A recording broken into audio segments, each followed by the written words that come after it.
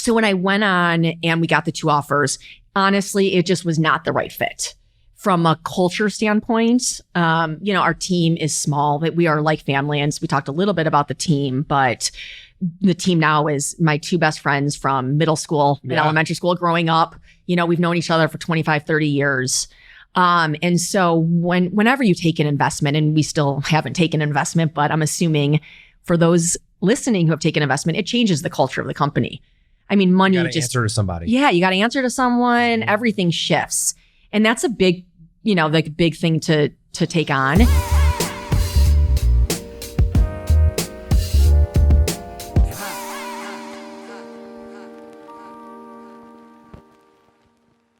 Well, Lindsey, so glad to have you here. Hopefully I speak for everyone, being so excited to have you here, former Shark Tank contestant, thriving business owner and entrepreneur, right? So glad to have you here in the studio. I'm happy to be here. I appreciate it. Yeah. Well, tell us about your business, EZPZ. Okay. Well, and I'm Lindsey, so I'm the founder of EZPZ. EZPZ is a woman-owned and woman-run business, and we create innovative, safe, high quality, developmentally appropriate feeding items for babies' first food all the way up to feeding independence. When we were on Shark Tank, we only had our mat-based products, but the brand has evolved over the last, 8 years. Oh, well, that's awesome too. Well, I think, tell us about what it was like to be on Shark Tank, and how long ago was this? So we aired on Shark Tank 6 years ago, which is pretty crazy. And we filmed Shark Tank. So we had launched in August of 2014, and we ended up filming Shark Tank a year after launching. So we had been on, only really kind of in the market for about a year. Yeah. And then you had some traction. Yeah. So we had some traction. So do you want me to get right into Shark Tank? Talk about it. Let's do it. So being on it was a crazy experience. So do you want me just to talk about tell us what made you apply, how the idea come, and you're like, we should go on Shark Tank. Okay. So I think before I went on Shark Tank or before I started EZPZ, it was just the everyday, consumer. I spent my career in corporate America, never thought I'd be an entrepreneur. I was just kind of doing my thing in the business world and ended up having 3 boys, really messy. Our story is very cliche. My husband one night, we had 3 boys under the age of 3 and was like, there needs to be a better way. And identified a problem. And I started looking the next day, realized nothing exists. At that time, the suction bowls and plates, nothing really worked and was primary colors. So I really came home from work and was like, there's got to be a better way. I'm starting a company and creating a product. If anyone can do it, I can do it. And my personality is just very all or nothing, obsessive. You attach to things. That's what I'm learning. You attach to things. Which is like a benefit and just like a curse. Yeah, I get that. I'm a lot. I'm, pretty intense. That's good. So we had the idea. And at that point, it was kind of like how everyone thought about Shark Tank, right? As a consumer, I thought, if you go on Shark Tank, that's it. You've made it. Yeah. Like that's the golden ticket. You get on Shark Tank and your life changed forever. You don't even have to work anymore. You've just you're it. That's it. Yeah. You get capital plus exposure. Yeah. And just my idea of what the reality of the situation was much different. So I think, when we started EZPZ, we always thought Shark Tank would be great from if we need investment or for exposure. There was always we knew what Shark Tank was. Yes. So we had the idea at that dinner. 6 months after that idea is when we launched on Kickstarter.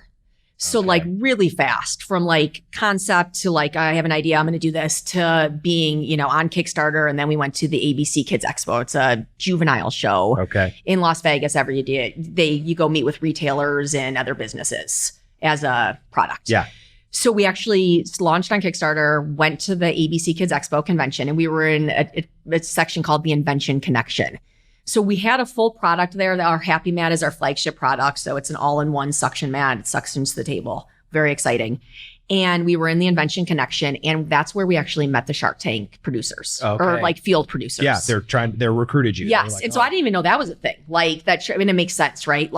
Shark Tank, they're going to look for big. They're trying to find stories. Yes. Yeah. And so people apply to Shark Tank, tons of people just apply, but then the producers are also out scouting and, doing that stuff. So we met the producers at the show and followed up after pretty quickly. And that's how the process for us started with Shark Tank is. And then they said, you should apply. So we applied.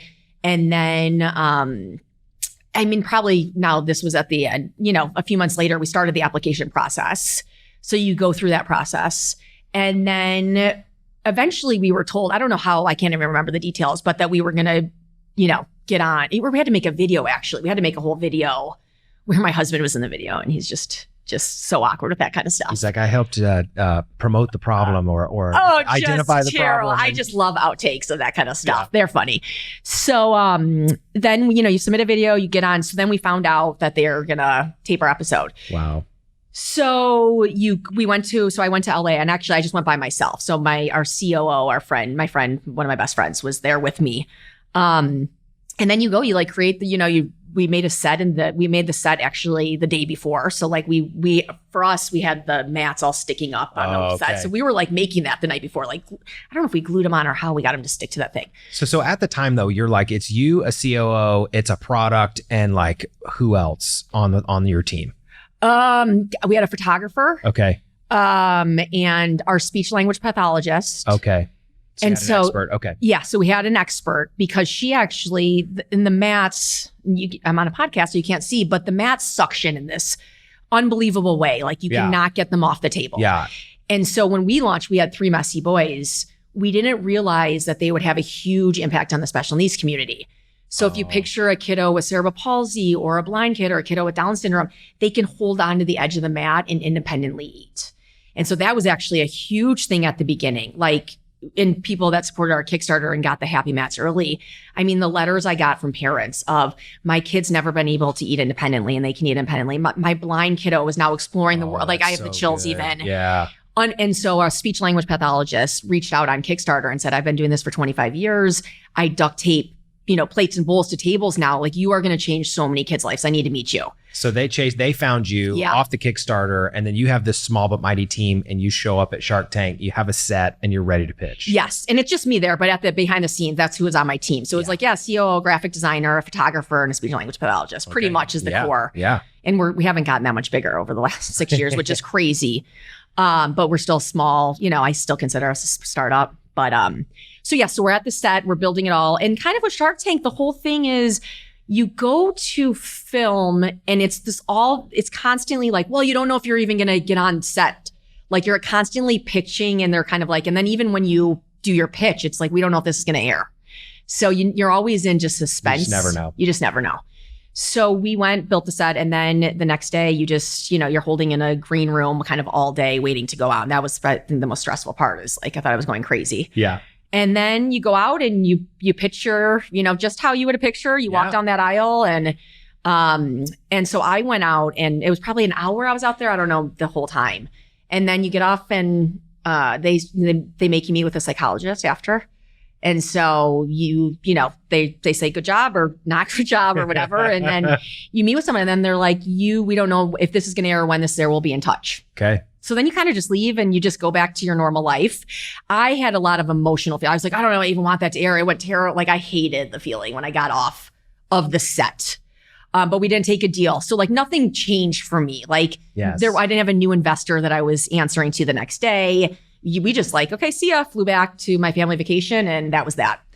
And then 2 weeks after your episode airs is when they reach out and they say, hey, your episode's going to air in 2 weeks. And that's how you figured it out. So that's how I figured it out. All right. So how the episode aired. You didn't necessarily get to see how it was going to get cut or anything like that. No. So talk to us about did you have popcorn and you're sitting down and you're ready to watch this and what happens? Yeah, no, we had a huge party. It was such a fun time in the industry too. Cause Colorado, there was a lot of entrepreneurs. We all kind of were finding each other. Yeah. So we had a warehouse at the time. And so we had a huge party with everyone in the industry. And lots of people were there. And I was watching alongside with everybody else. So I had no idea what the story was. And that's the risk of Shark Tank, which I didn't know. Or any reality. Is you lose the narrative of your story. Yes, you do.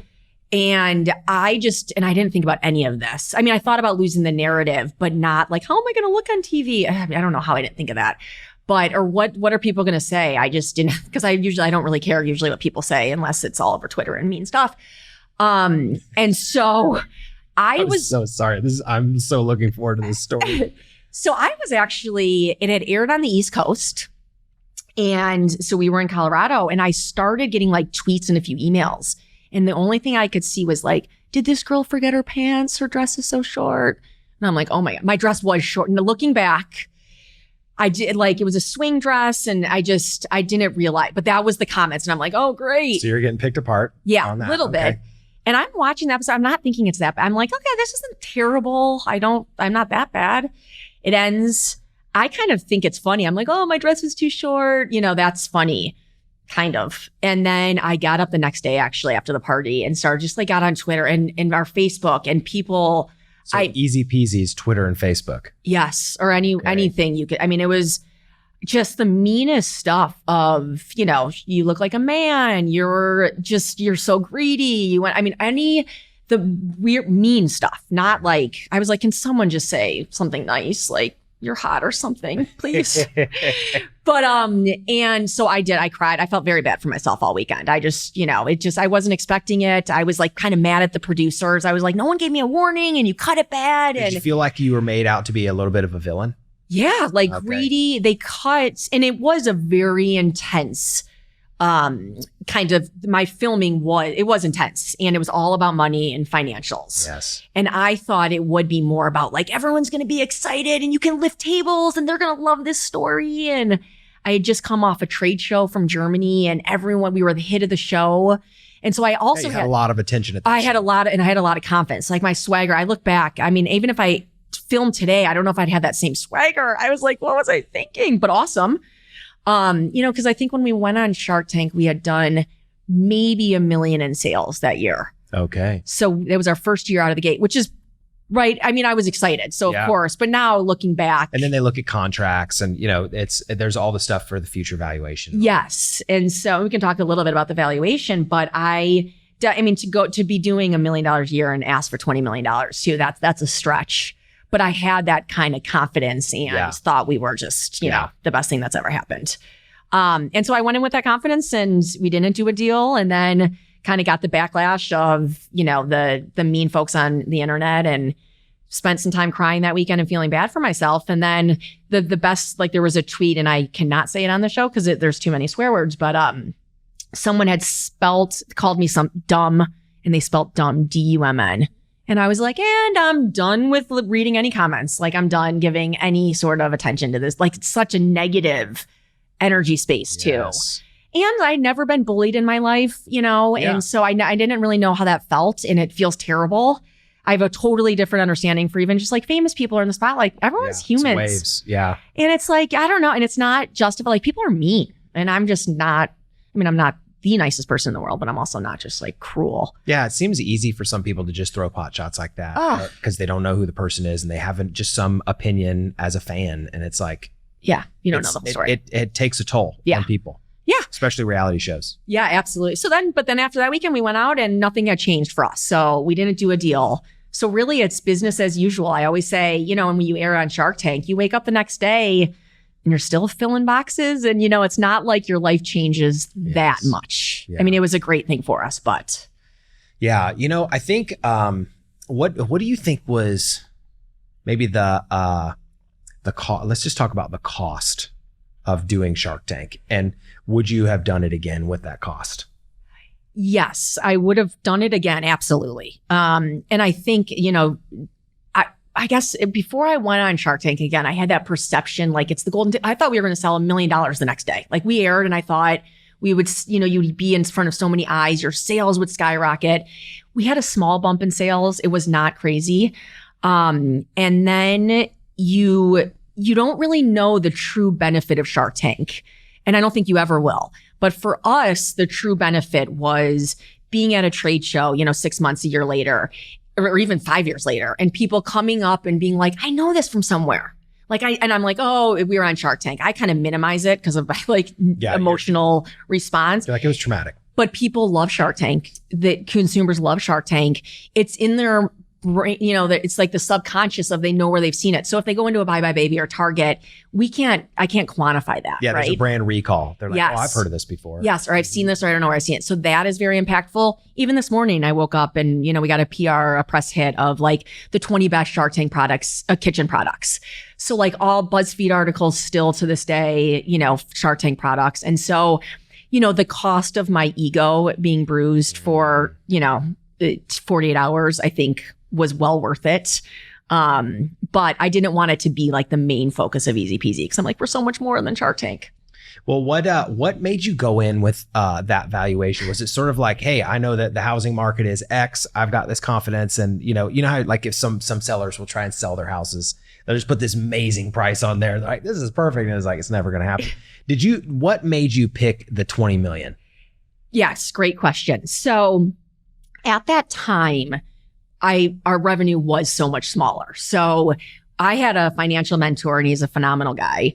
And he was an older gentleman. And so he helped me at the beginning really try to create the right valuation. And so we went through it so much. And at this time, again, we're playing with smaller numbers, right? I think our net revenue was maybe like over 100 grand. And so if you're trying to like do a multiple off of that, you're like in, like $1 million, like not realistic. So we had a whole chart, and it was like net present value and discounted rate. And if you do this and that. And so where you could justify a $20 million valuation. Got it. And this is kind of a funny story. There was this grid, right? And it literally is present value, discount rates. And at the bottom corner was $100 million. Like I saw it on the grid. It turns out there was an error in the spreadsheet. No joke. I go out though. I literally go out on chart. This was the one probably regret of the thing. And I'm like, we're asking for $1 million, 5%. And I said, I wanted to do 5 times that amount to get to 100 million, which was because they were like, oh, 20 million, that's so much. And I was like, I want to do 5 times that. And it kind of set the thing. They're like, you're crazy. Like, that's just, It's a tone setting moment.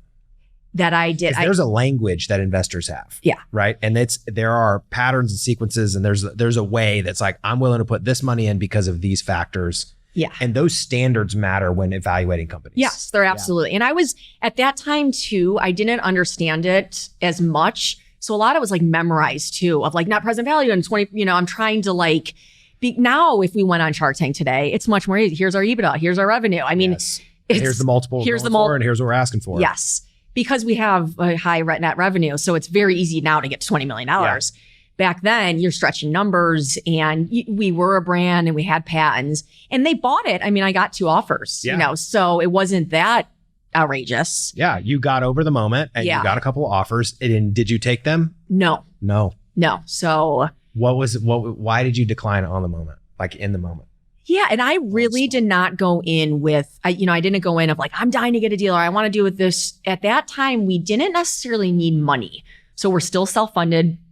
We had launched on Kickstarter. So we got like 72,000 on Kickstarter, enough to, do our first production run. But we were just putting our own money in and then just reinvesting. But we were we had done $1 million, and our team was small. So like we had money. Money wasn't necessarily the issue then. I mean, we've had money issues post Shark Tank much more significantly. I went on Shark Tank I was like the licensing. I didn't know anything about licensing and, Mr. Wonderful licensing. Yep. I knew there could be an opportunity within the pet space for our self-sealing technology and making pet bowls. And Lori was like into pets. So I was like, maybe she'll want to do pets. Yeah. You're like, there's a path. Yeah. There's something that we could do there's a business opportunity here. So when I went on and we got the 2 offers, honestly, it just was not the right fit. From a culture standpoint, our team is small, but we are like family. And so we talked a little bit about the team, but the team now is my 2 best friends from middle school and elementary school growing up. We've known each other for 25, 30 years. And so whenever you take an investment, and we still haven't taken investment, but I'm assuming for those listening who have taken investment, it changes the culture of the company. I mean, money you gotta answer to somebody. Yeah, you got to answer to someone. Everything shifts.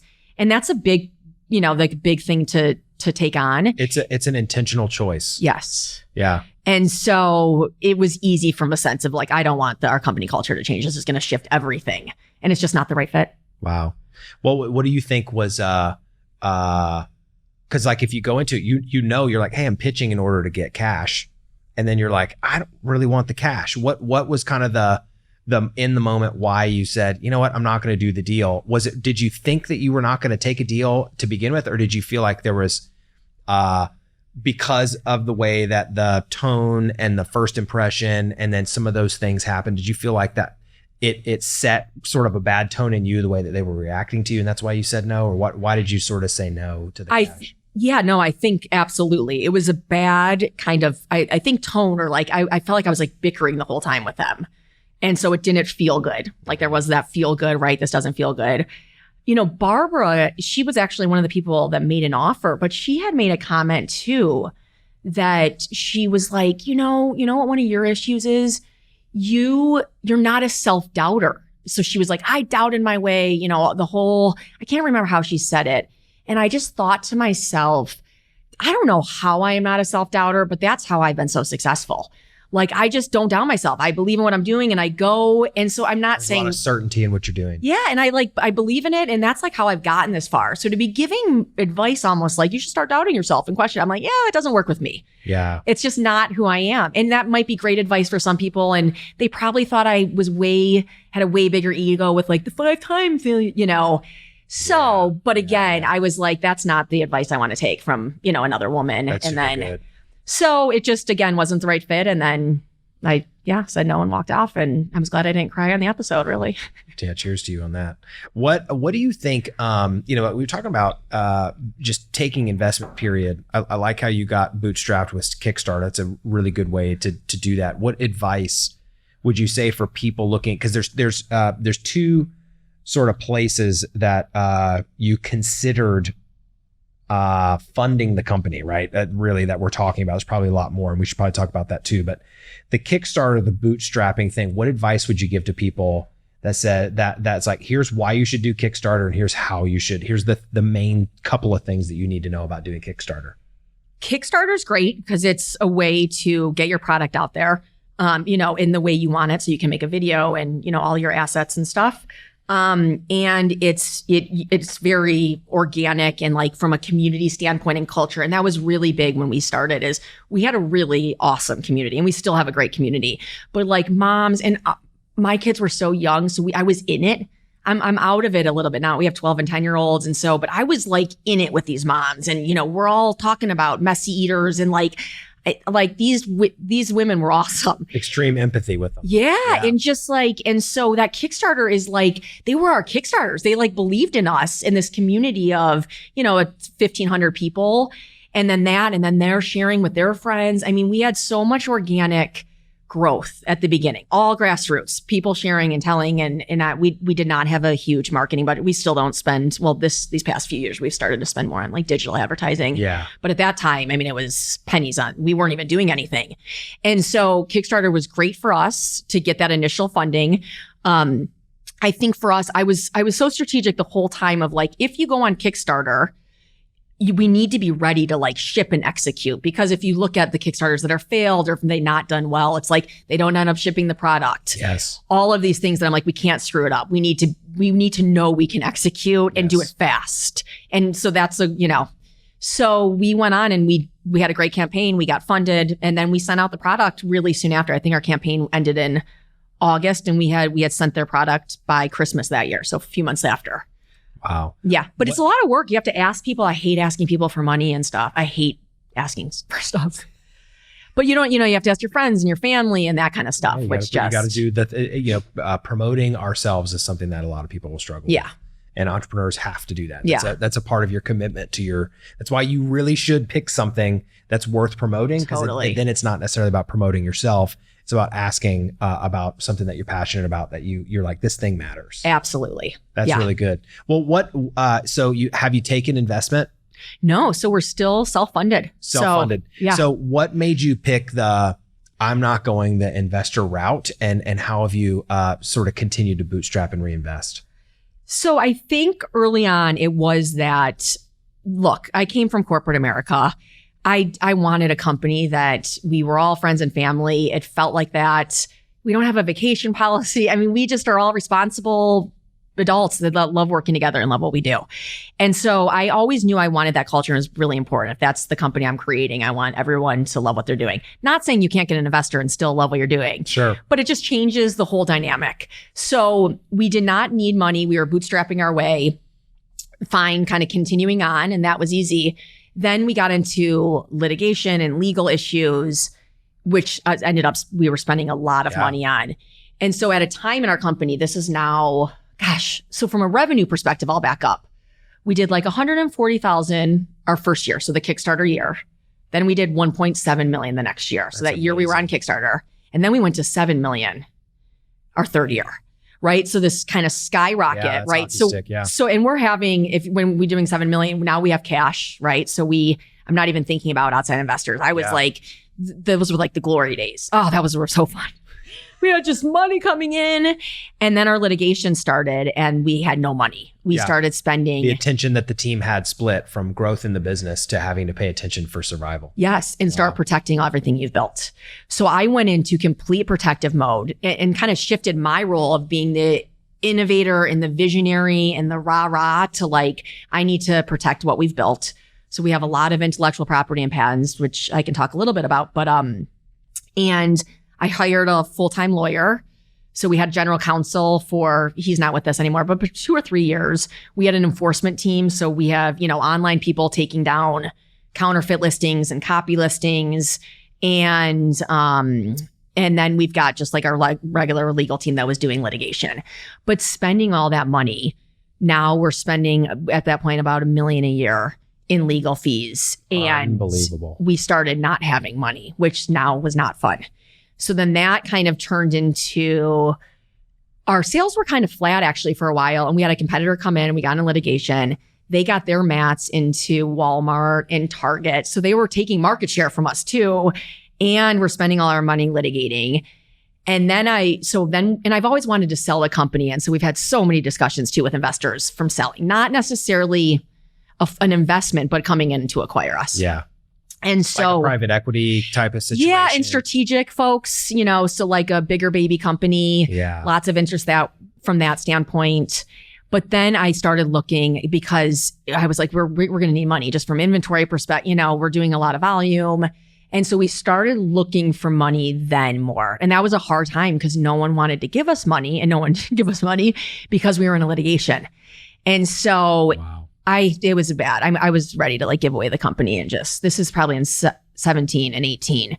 And just like maxing out all of our credit cards. And I mean, if my husband only knew, just because at that we started, right? We didn't have like any debt. And now I was probably $1 million in debt at one point, just on any loan I could borrow or try to get money. I was doing. So like I got total survival mode, meeting with investors, always the same story. It was like this terrible story. We're in this litigation. We have no money. And then they're like, well, we don't want to lend to you because you're in litigation. So I just felt bad for myself. And then slowly through that time, protecting the brand, getting out counterfeits, we started innovating again. So then our utensils and our cups and really evolved as a brand. So, we started as mats, then we evolved, from less mess to developmentally appropriate and just realizing like how lack of product innovation there even is in the baby space too. Wow. So how can we be different from all the other competitors? And so back to having Dawn on our team, a speech language pathologist, very specific. She develops all of our products now, but there's so much intent to all of our products. So we started innovating with the tiny spoon and tiny cup and went back to First Foods, and the products did really, really well. And our revenue started coming back and just litigation expenses started, decreasing as we kind of got more close to our trial and our revenue. And so now we got out of all of that. So now we're back to business is great. We, and we don't need funding. Our next move will probably, we always wanted to get acquired. That's always been my goal. Well, the thing that I think is interesting, just correlating what's typical on Shark Tank and then the evolution thing. Like one of the things that I think is really interesting about Shark Tank, and you and I talked a little bit about this even before the episode, but this idea that what you see is companies that are starting and they have one product. Yeah. And what has been some of your observations as you followed some of those products? Well, I think it's a little disheartening how many kind of smaller companies I've seen starting around the same time that have just kind of failed and not gone anywhere. Like whether it's a one product teether or whatever the product is, like I'm not even saying it's easy to make that first product, 'cause it's not even easy to make the first product, but people can make the first product. Yes. And you get that buzz and that excitement. And if it's, there's a lot of energy at the beginning. Yes. And just from where you're standing. And so I think that's what happens. You go on Shark Tank and it's just, there's a lot of products on Shark Tank. They're not brands necessarily. It's, an oil to catch spills on the oil or the kitchen or the scrub, whatever it is. And I think the hardest part is proving that you're just not a one product company. Yeah. And that was a big thing for us. We were mats. So we had our mats and our suction mats and stuff, but to prove that we're more than just mats, right? You got to prove that you're a brand and evolve. And so you have to grow your product line. You have to grow your branding and your messaging and what you stand for. And I see a lot of people don't do that. Yeah. It's one of my favorite product books is Crossing the Chasm. And that's one of the things that I think is really, really important about if you're going to design a company, you need to pick a beachhead. Yep. And it's like Normandy. They picked a beachhead and then they worked their way in the adjacent space, started taking over from that beachhead. And I think that that's really played out well in Crossing the Chasm, because these companies have to come up to a certain growth point and then there is a chasm to cross every single time. And you have to figure out how to cross that chasm. And in my mind, innovation is a way to do that, right? Sometimes it's, crossing the chasm requires cash. Yep. Sometimes crossing the chasm requires innovation and reinvention. But if you think about what your companies had to do, right? You started off with the single product and then you built a beachhead off that single product, and you have found with what's really differentiated you, which is the speech pathologist, yep. right? And you've been able to develop adjacent products and you've been able to build a brand. Yes. Right. And I think that's one of the things that's one of the most difficult things for entrepreneurs to face. Absolutely. And I think along those lines is a lot of people look externally. So when you're building a product, you want to see what your competitors are doing and what's everyone doing. And not like everyone's copiers, but you're constantly looking at externally. And for us, it's always been internal. What are we trying to build? What are our values? It's important to know what's out there, but it can be you can be obsessed with my obsessive personality, right? When you start seeing what other people are doing versus internal, what do we want to build? What are we focused on? Staying true to those values. Yes. And it's hard, at the beginning to be able to say no, this doesn't align with our values, or there's so many opportunities that came up at the beginning, especially too, where you have to be comfortable and confident. This is our mission. This is our values. This is what we do. And this is what sets us apart, and kind of have almost that confidence to do that and to believe enough in what you're doing and do it, for the value of the company, not necessarily because, your competitors are doing that. That's what. So I think that's helped us too, is we've really kind of focused on what we want to do, and we want to have for every stage of feeding. In this, we want to eventually get to other categories, but to have developmentally appropriate products. Yeah, that's awesome. I think one of the things that is been really cool to listen, and a theme that shows up is you encounter a roadblock or a barrier and your resourcefulness finds a way. Yeah. And I would like to just what are some other things as it related to maybe distribution or access to product, or even what you faced during COVID and how you had to pivot, or, how you accelerate. What are some of the roadblocks that you've encountered, and how have you overcome those? Yeah, I think, my dad always said, and he actually just passed away, which is sad, but that life is peaks and valleys, right? And I kind of adopted that because they're just riding the waves of there's a lot of ups and downs in entrepreneurship and life.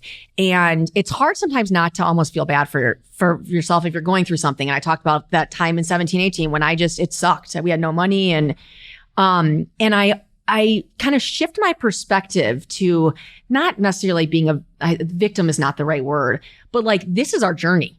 This is where we're at in our journey. And this is supposed to be happening. And this is with life and business, but I'm here. This is all happening for a reason. I don't feel bad. this is what it is. So let's make the best of it. Right. So whether it's with our litigation or whatever, of just being this is where we're at, and being okay with where we are at. in my personality too is like, I always am like looking for the next thing, and it's hard not to, right? Like, oh, when I sell the business, I'll buy that. Or when we get on Shark Tank, we'll do that, versus like living in the moment. Like, this is the only reality right now. And like, what are we going to do today? And so that's been a shift for me, but it is also like the healthiest shift to be, and be like, everything's going to work itself out, and I'm going to make it work itself out. Like, I will make sure it's okay, because I'm going to make sure it's okay. That's really powerful, because I think that's a personal power moment where you're like, there are things that you're, that battle that you just talked about, where it isn't about the destination, it's about the journey. Yeah. You know, because you're like, this is our journey, and it's not about those destinations of like, when this happens, we can do this, or I'll be happy when, yes, or we will be satisfied, or we can breathe when. Yes. Those kinds of mindsets are things that can be destructive. Yes. Right. It really has a lot to do with, that's a really good point of view of yours to say, this is the journey. Yeah. Right. And to be excited about what's possible along the way. Yeah. And I just can't say loving, maybe I use love and hate pretty loosely, but like really. I use extreme language too. But enjoying the people you work with, I don't think I realized the importance of that.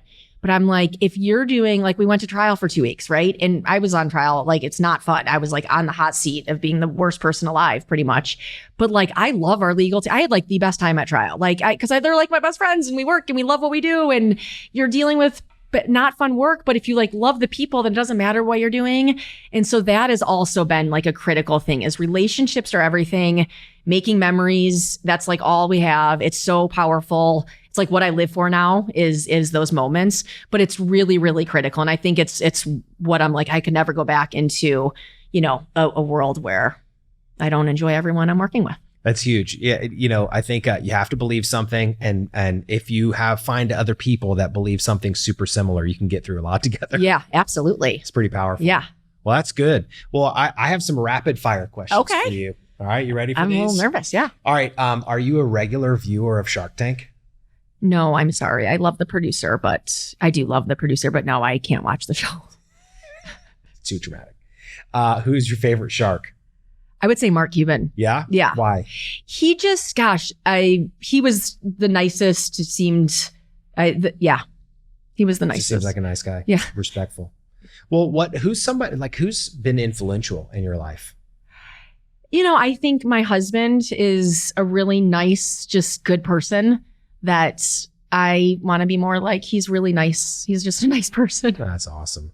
I love that. If you could only use one social media channel for your business, what would it be?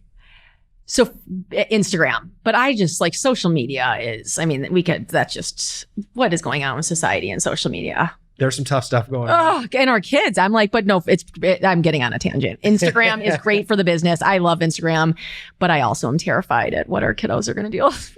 I am in the same boat. TikTok. So like me, you have a family of skiers. Yes. Yeah. So what's your favorite mountain? Vail, Beaver Creek. We skied Copper last weekend or 2 weeks. Favorite mountain, yeah. Coppers? I'm a Copper guy. I just loved it. Yeah, it's a big mountain, a lot of bowls. Yeah. A lot of stuff. Yeah. Yeah, same. So who is somebody? Well, like what? Actually, let me ask it this way: what is the best piece of advice somebody's ever given you?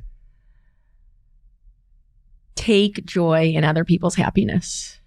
Oh, that's good. Yeah. It was actually, I got it a long time ago, and someone had like got promoted or something. And he had said like, be excited for these. And now it doesn't impact, you know, he just made it. I'm like, that's just so true.